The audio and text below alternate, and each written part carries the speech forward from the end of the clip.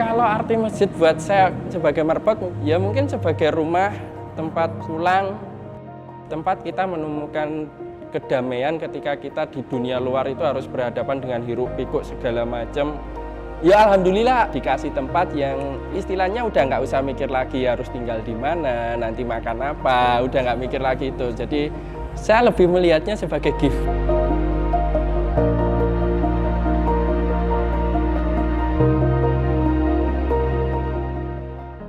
Nama saya Usman Setiawan, biasa dipanggil Awan. Sebagai marbot Masjid Muhajirin Jalan Cengkeh. Selain jadi marbot itu jadi freelance juga serabutan, tergantung biasanya kita kerja proyekan atau ya apapun itu.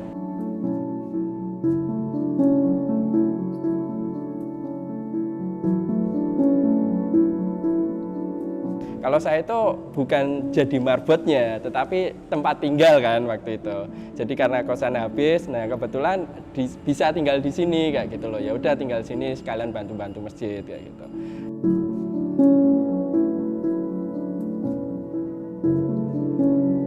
Soalnya marbot kan bukan pekerjaan ya Mbak. Jadi mungkin paradigma juga teman-teman di sini itu dalam tanda kutip marbot itu bukan pekerjaan, tetapi sebagai wujud pengabdian ya.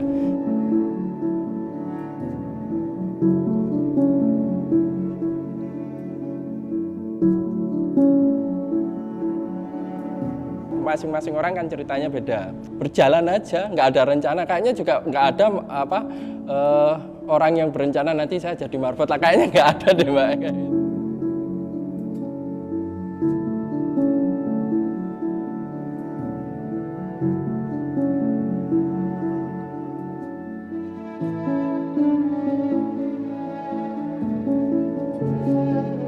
Itu 2016 Mas, 2016 itu saya sempat kerja itu sebagai marketing ya, sebagai marketing kerja, terus kemudian waktu itu masih tinggal ngekos, pas waktu itu kos-kosan habis, kebetulan kan ketua takmir di sini tuh punya usaha kos-kosan, istilahnya pengen pakai jalur orang dalam supaya dapat harga kos-kosan yang murah kayak gitu. Nah kebetulan beliau jawab gini, "Yus gak usah ngekos wes, meneng ning kene wae, rewangi baturi cah-cah kayak gitu." Ya itu akhirnya saya terima sampai hari ini.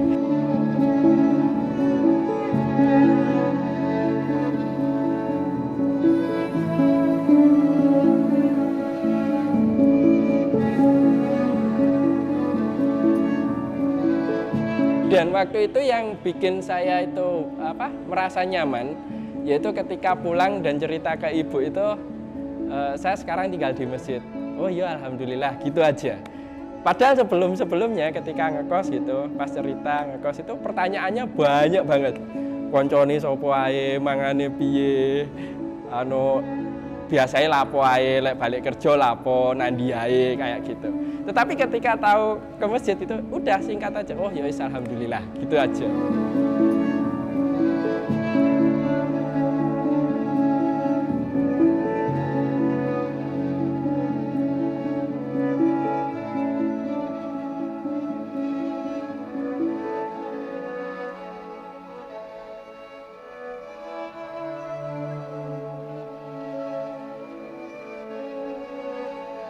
Di kos-kosan pas kita nggak ada bahan makanan, belum makan, ketemu ibu kos, "Mas, besok wayang bayar kos-kosan yuk."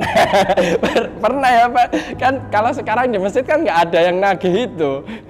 Udah nggak uang wifi udah ada yang bayarin, terus beras sudah tersedia selalu ready kayak gitu. Jadi ya hadiah banget Mas tinggal di masjid itu.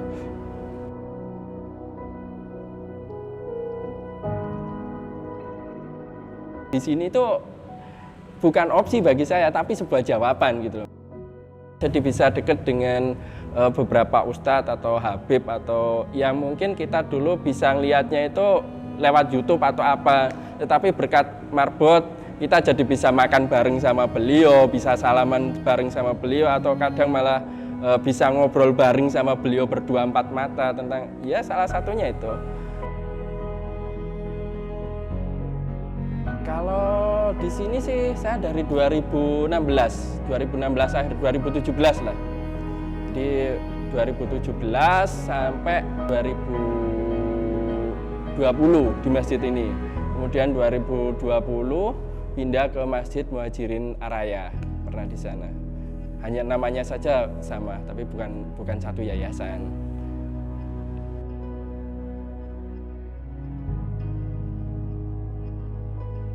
Marbot itu bukan profesi, tetapi bentuk pengabdian. Jadi kalau memang kita berangkatnya berpandangan sejak awal bahwa marbot itu profesi, ya memang untuk beberapa masjid itu ada yang bahkan sampai ngasih bisarohnya itu UMR atau di atas UMR.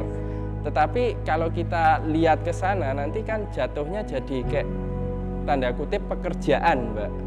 Ketika kita sudah melihat itu sebagai suatu pekerjaan, maka nanti jatuhnya kan take and give kayak gitu loh. Apa yang diberikan masjid kepada saya dan saya bisa membalas apa, bisa memberikan apa, kan jadinya seperti itu.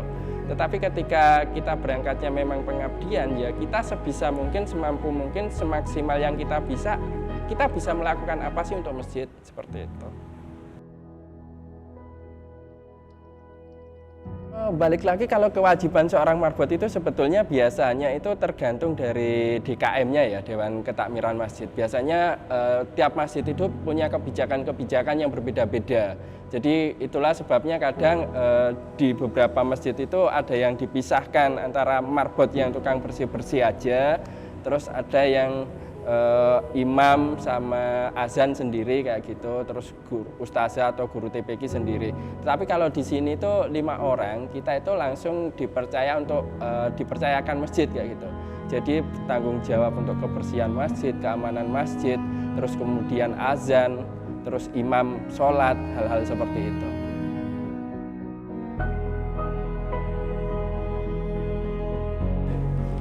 Kalau di desa kan masjid itu biasanya cenderung lebih ke tanggung jawab bersama, Mas. Jadi kalau biasanya makanya kalau masjid itu kotor atau enggaknya itu kalau di desa itu bisa mencerminkan bagaimana kehidupan masyarakatnya.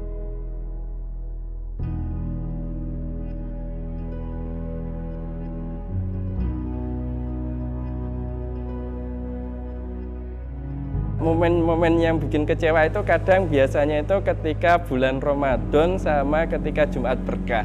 Jadi di sana itu kita benar-benar tahu kayak apa ya, wajah-wajah orang Islam kita itu kayak gini ini loh, kebanyakan. Jadi biasanya itu kalau Jumat Berkah kita akan disediakan nasi kotak atau nasi bungkus.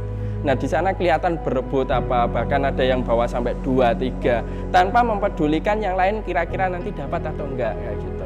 Jadi kan padahal sudah kita kasih tahu kalau kita bagikan nasi sejumlah kupon kayak gitu.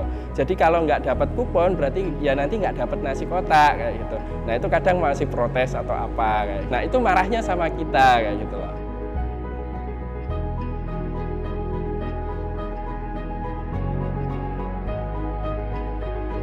Kalau pesen-pesen saya sih buat adik-adik atau semuanya orang-orang tua mungkin ya ayo kita kembali makmurkan masjid kayak gitu loh.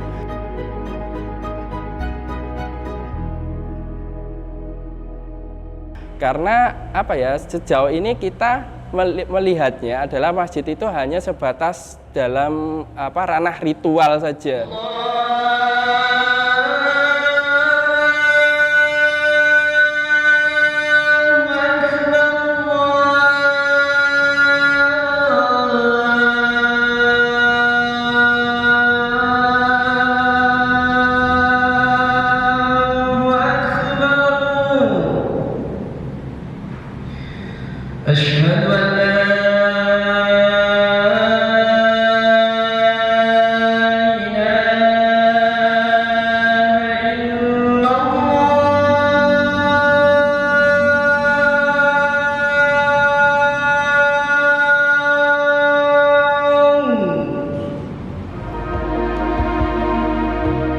Jadi kita masih sering ketika melihat itu kalau ke masjid itu main-main itu masih ditegur, apalagi anak kecil kayak gitu.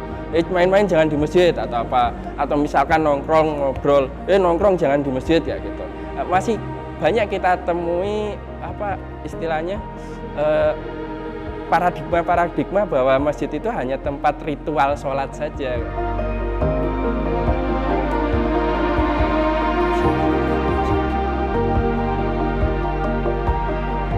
saya juga kepikiran ketika saya berumah tangga sekalipun suatu saat nanti, saya tuh masih memikirkan paling enggak mungkin 1 bulan sekali atau mungkin 1 minggu sekali saya akan mengajak anak saya atau siapa gitu untuk kita bantu untuk bersih-bersih masjid seperti itu.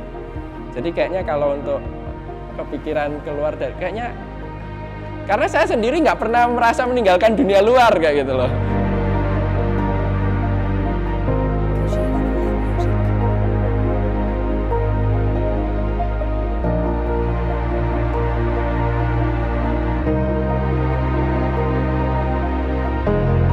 Jadi kalau untuk regenerasi untuk Kota Malang sendiri karena Malang adalah kota pendidikan, saya pikir nggak bakal kehabisan untuk sampai nggak ada masjid, sampai nggak ada marbotnya itu kayaknya nggak mungkin kayak gitu.